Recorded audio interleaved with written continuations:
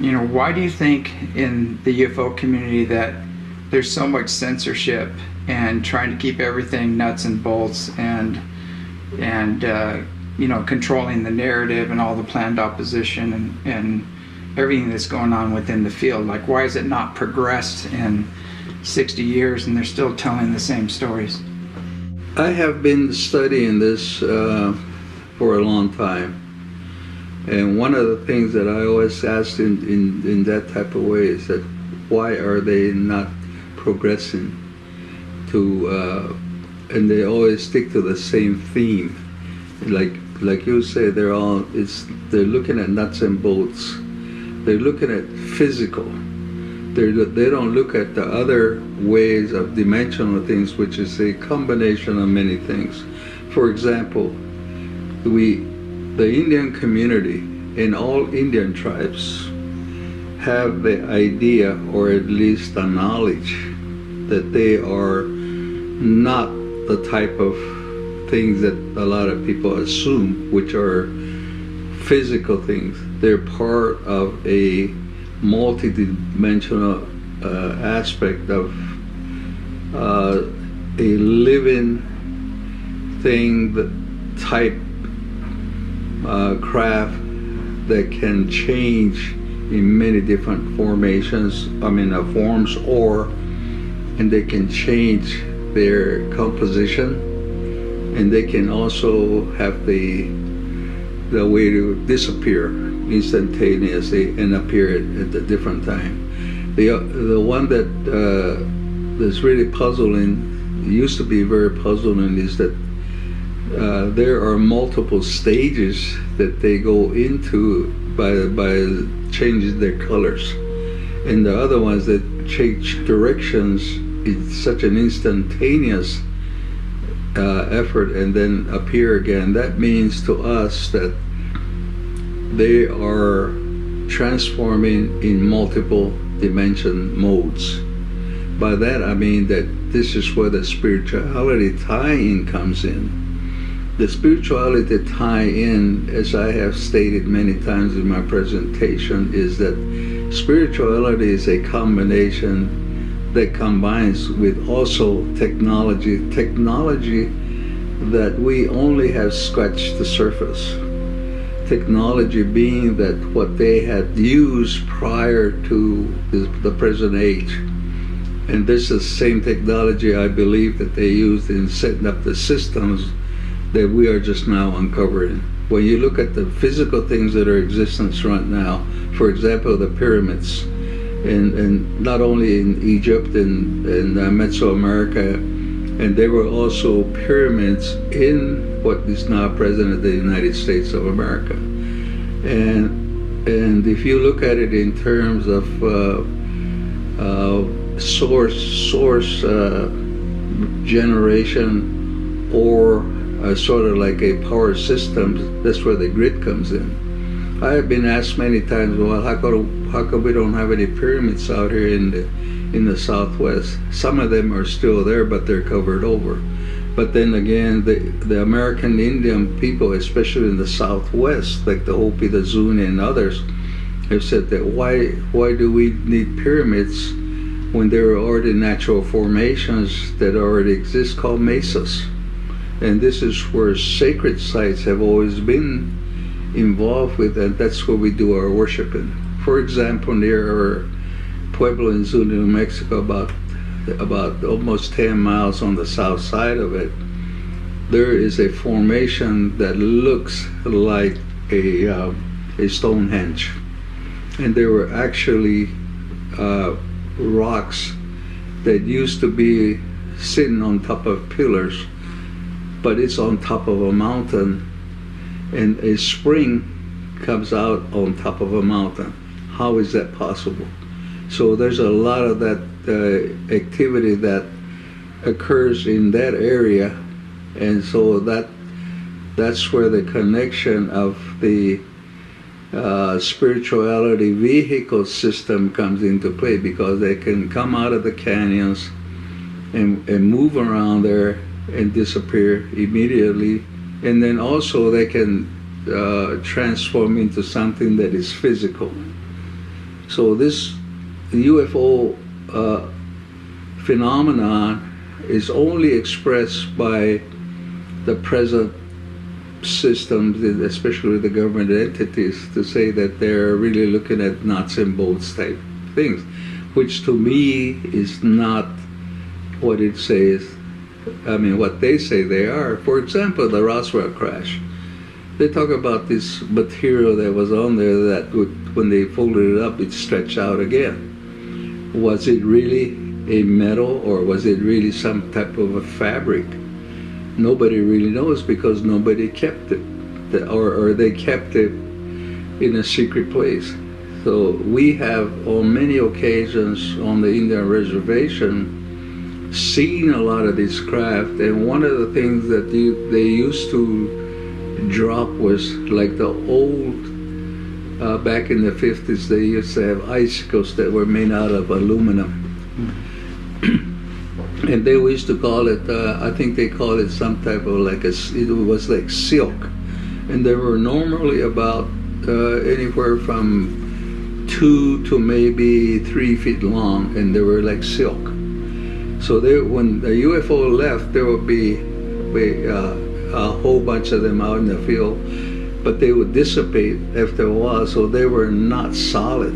When we looked at them, and we did not touch them, but when they were hanging on the bushes and whatever, and then about an hour or two later, and they were not there anymore. So were they solid? Were they liquid? Or what type of material were they? So if you look at that base of that, and then directly related to a UFO, what is it that material, where did it come from? But this was dropped after they were after UFOs appeared. So what is the connection between them? And so our or at least our interpretations, by the elders, is that these are the things that are related directly to the spiritual things that is equivalent to what they used to provide thousands of years before, and which is what they call it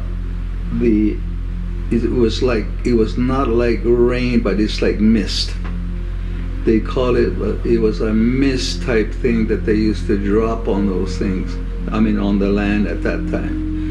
So the nuts and bolts explanation does not fit with what the Pueblo people believe, because they're part of a living organism. And so the organism is something that is far beyond or more than what we know that is on the planet of Earth, or Mother Earth. So, and also one step further is that when we talk about we call the Kachina system, they come in a form that are like light forces, but they're not vehicles. And when they come to our villages, you can see the activity, but where do they park these three-dimensional metallic object things? There's no such thing. So when they appear, we take the role of the Kachina, and the power or the sources convert into us. It's the same thing like when a vehicle, an aerial vehicle, which looks like a flying saucer type, when it comes into our realm here, then it converts into something that is an entirely different dimension, in a different form. In other words, you may see like a light or an orb or coming into our atmosphere or our environment, and all of a sudden something else disappears and becomes a solid type thing of some sort, and then you're looking at so the connection would be an energy, a light force that comes in there and converts into in an entirely different form that looks physical. And we also believe that there are certain things that come out from under the ground that Bigfoot is a good example. Sasquatch is a good example that when they can come and appear in a physical form, but when you look at them and if you follow them, all of a sudden they just disappear. Now where did they go? So these are the things that we look at. So flying saucers, in our way of thinking, is that they're not metallic, nuts and bolts things. They're a phenomena that composes of spirituality and other dimensional things that are beyond the scope of what we know at this moment. In our history, and it's spiritual history more than physical history, is that when we do ceremony, we prepare ourselves first, and then wherever the ceremony would be, whether it's a dance or whether it's an event that is social, but it also includes a lot of the medicine people, the Kachina people, and also the ones that went before us, which means the people that had died already. Their bodies are gone, but their spirit is still here. So we prepare those, and when those things, when we do the prayers, what the prayers are for is to open ourselves and our activity centers. A long time ago they used to have kivas, but now we have the regular houses that we open, but the system are still in place, and we have in our rooms certain things that we prepare for the ceremonial chambers.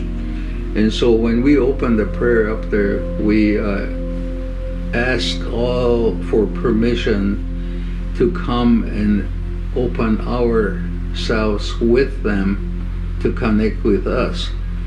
So when opening prayers, and it's very elaborate ceremonies, and each one of us go through our ritual of praying and to ask Him to come with us, and it's basically a humbleness prayer, and at the same time it's an invitation and a blessing. So when they finally come in, and they would say, and that's why for a lot of Indian ceremonies, after they pray, they sit there for a while, because a lot of outsiders are kind of confused. Why are they not doing it? Because they're waiting for them to prepare the place, and they take their positions by their orders and their ranks, and we sit down. That's why our prayers are. It starts out by saying that we are at your feet and we are behind your backs, because we are not the God people. They are the gods. So that's the humbleness, and the preparation is made, and that's when they open up all the different channels, or if you want to call it channels, and all the different wherever they are at, and we ask them from their domains, whether they be at constellations or whether they're other galaxies, and we ask them to ask their permission to perform the ceremonies and the ritual that they had taught us. And so we said and to ask for their guidance and their blessing, and to open us up so that we can talk for them through our spirit or our breath. That's also another thing that we go through, and we asked her for their breath first, and then we said we add our breath so we can talk to the people on the planet. So this is where a lot of things that people see, and those people that have the ability to see the auras or the orbs or what you saw, and they actually come in, and a lot of people see them. Our way of doing things is that we don't look around, because it's being disrespectful to look at them, even though you cannot see them. So this is why if you see a lot of pictures of these Indians sitting around, they're not looking around.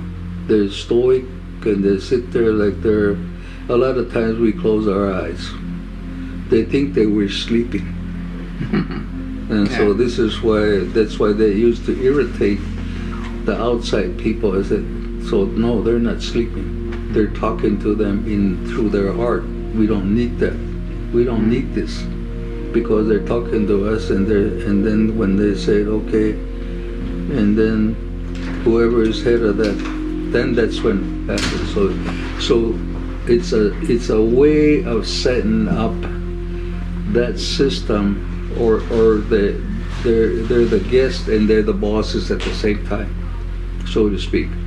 So that's why when they come in, and the preparation is there.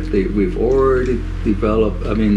Prepared the sacred prayer sticks, the lines that they would come through there, and nobody bothers them. You cannot cut through those lines, and the sacred water has been made, and the songs that we have been practicing for, we're waiting for them, because it's their songs that they gave us.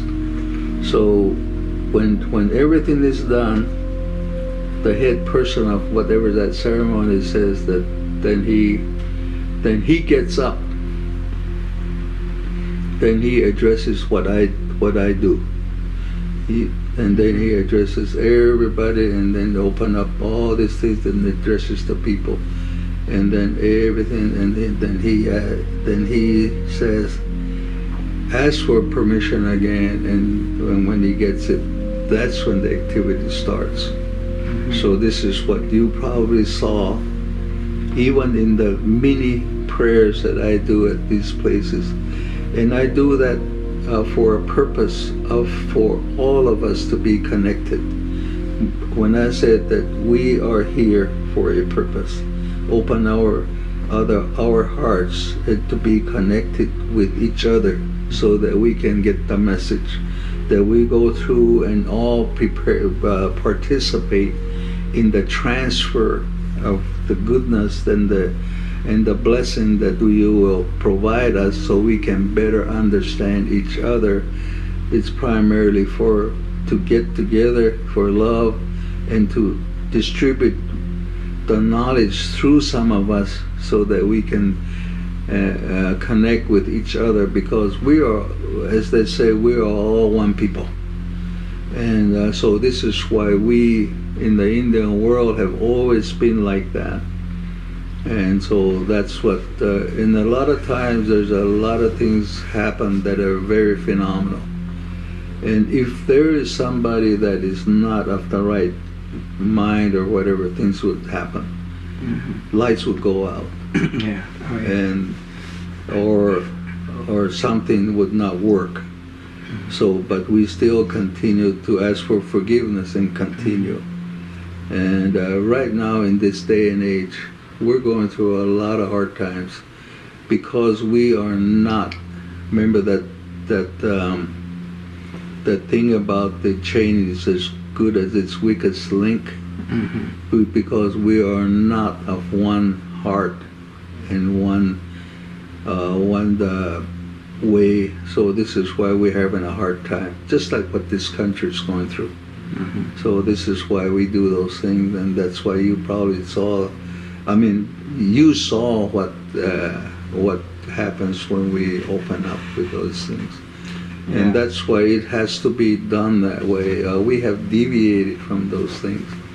We can no longer act like we are God's. Ego takes over, and that's why we cannot push back the ones that are in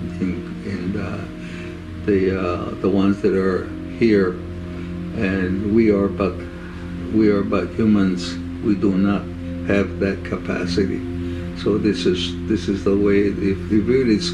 If it's a good way, you can see that, and I believe that what you have here is that they're here all the time. Thank you. And Yeah, I had nothing but gratitude when I had my eyes closed and I was just in prayer, and all of a sudden third eye I could see them come in, and I was just kind of went, wow, these are heavy hitters coming in here, and I just kept saying thank you, thank you, thank you. When they came in, it was beautiful energy, very strong. well, they're always here, especially what like yourself, what you're doing. All they're doing is that they're reinforcing, and they're blocking out the entities that are trying to stop them. Not only the invisible entities, but the human entities. There is, in every thing that we go through, there will always be one that has been sent, one or two, or maybe a bunch of them. They're sort of like the military black ops guys. Yeah. That they send, and that their purpose is to distort, and that's why we have this cleansing before we go in there. You have been to other meetings with the American Indian people where they start the sage and the cleansing, and we go through that. It's the same process, but in their different language, and the cultural the differences are cultural differences. It's the same purpose. Do you think it ties into the same topic, but within the UFO community? Do you think it's the lack of humility and the reverence for the old ways and the higher dimensions? What do you think is blocking this from going forward and actually acknowledging the past and the past connections with the ancestors, and knowing that the Star Nations are our ancestors? What do you think is blocking that information from coming out? I know it's been extremely suppressed, within the nations, but and now it's being suppressed with almost anybody that tries to bring out the more spiritual side of what's really happening. Well, the immediate answer to that is the egocentricity. A lot of this information and this meeting systems that we have right now is a one-upmanship, and if they could open their view and not so be egotistical about, I am the only one that knows this stuff, nobody else does. Comes with ego is the material gain. They want to be the only ones because that the old saying about knowledge is power, and their power comes from how much money they're going to make, and the other ones that they don't talk to each other. We don't talk to each other. In one of my sessions, I believe it was the International UFO Congress. That's the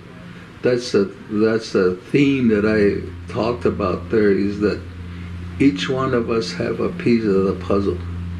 Some of us have many pieces, but we fail to put these pieces together because we do not work together. And the other thing too is that you do not allow others to come in here and be with us, especially the younger generations. You go to every meeting, there is nothing but people there is no younger people there, because it's at this day and age we got the star children that are there, and they're being neglected like the rest of the community at large. They are not being involved with some of the knowledge that they have. So this is why, when all these things that we're going through right now, and the other thing too is that the fear that has been caused since Roswell, and the fake stuff that has been going on. And for every writer, there's the other side that are against each other on a lot of things, and they're writing on the negative side. And the other thing too is that instead of being an individual thinker, the best way to check it out is when somebody comes up with a book. Instead of looking at the title on the forward, look at the bibliography. How many books have they read to come up with this? And pretty soon it becomes the UFO community is now beginning to stagnate. And the way I describe it is that how was the meeting that were there? And said, well, it's the same old trick pony. It's painted different this color, and they put, instead of feathers, they put on flowers this year. So this is my analogy of what, and they are listening to others that are giving fake information. The fake news, especially with the communication systems that we have, we do not know what is the truth anymore. So this is why there are a lot of things that there are out there that could advance this community, but again, we're still stuck on that nuts and bolts things about technology. We do not want to expand our mind and to accept other methods and other philosophies and other ways of describing this type of approach. So I believe that that's why we are still stuck in there. There's other things that have come out, but the other thing too is that a lot of these people are waiting for disclosure. Disclosure will never happen by the United States government. That is a joke.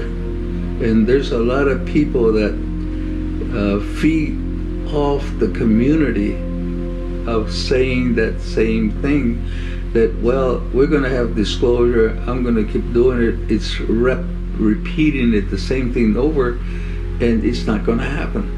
I don't care how much they think it is, it's not going to happen. But it's happening right now in other avenues. So we go jump over that thing that is stagnated, and this is why we're in the situation right now, because we are now having direct contact, and they're telling us, those people that have the ability to be channeled through with this information from the direct sources. That is where the information is becoming more real than these people that are thinking that disclosure will happen. It will never happen. In the way that I know that it will never happen. I'm talking about the government. Mm-hmm. Yeah, or get it. Yeah. No, never. It's not going to happen. Exactly. So it has to happen from within, and people doing their own research and their own spiritual practices, and stop relying on external sources for the truth. That's true. I think a lot of, and the other thing too is going back to this thing about this communication. We do not communicate with each other. Mm-hmm. Instead of going out there and just doing it for show with these conferences, there will come a time and place to where let's just get away from this whole show thing, and why don't we get together on just talking us, let's all talk together about this subject, many subjects, mm-hmm. and get away from the cameras and get away from this making money off of what we're doing, and that's the only way it'll work. The American Indian community at large used to do these things. When there was a problem, they would get together, and it doesn't make any difference. Among all the ranks, it don't always have to be the chief that does that. So because everybody has a knowledge. Look at what we have right now today. We have the star children that's got the knowledge. We got the people that have been are not in the spotlight, that don't want to be in the spotlight, that have the knowledge. So we get those information from them somehow and combine our efforts, which that way, and we speak from the heart, not from the egocentric way. And let's get down to the earth itself on the bottom, and let's talk about these things. I believe that's the way it's going to work. And again, if you have to combine all these things there has to be spirituality involved. I'm not talking about organized religion. I'm talking about spirituality. And there are over 100,000 religions in the world, but there's only one spirituality.